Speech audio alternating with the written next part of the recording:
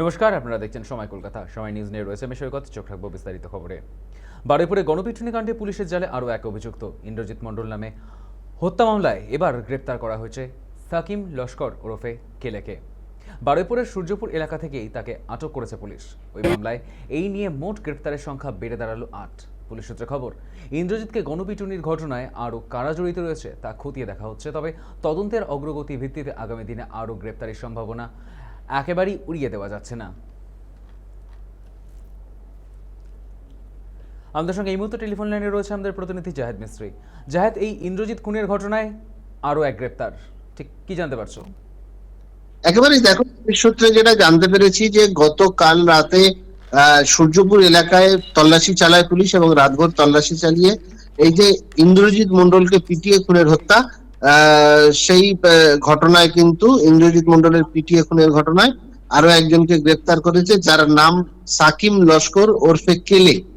Police তাকে আজ বারুইপুর মহকুমা আদালতে তোলা হয়েছে এবং পুলিশের তরফ থেকে তাকে পুলিশি হেফাজতে নেওয়ার আবেদন জানানো হলে মহামান্য আদালত কিন্তু তাকে পুলিশি হেফাজতে দেওয়ার নির্দেশ দেন। এর আগেও এই ঘটনায় 7 জন গ্রেপ্তার হয়েছিল এবং এই যে ইন্দ্রজিৎ মণ্ডলকে পিটিয়ে খুনের ঘটনা, সেই ঘটনায় এখনো পর্যন্ত যে ধৃতের সংখ্যা সেটা 8-এ গিয়ে দাঁড়ালো। এই ঘটনায় একেবারে তাকে পিটিয়ে খুনের ঘটনায় 8 জনকে গ্রেপ্তার করেছে বারুইপুর থানার পুলিশ।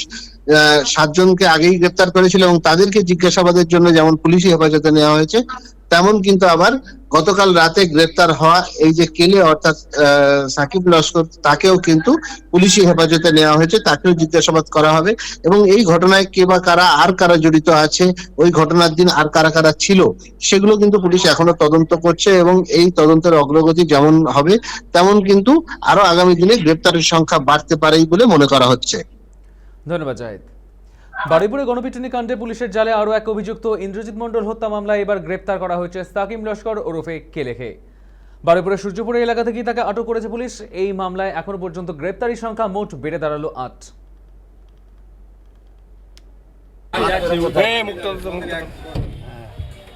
মনে ছিল না, মুখটা তোলে।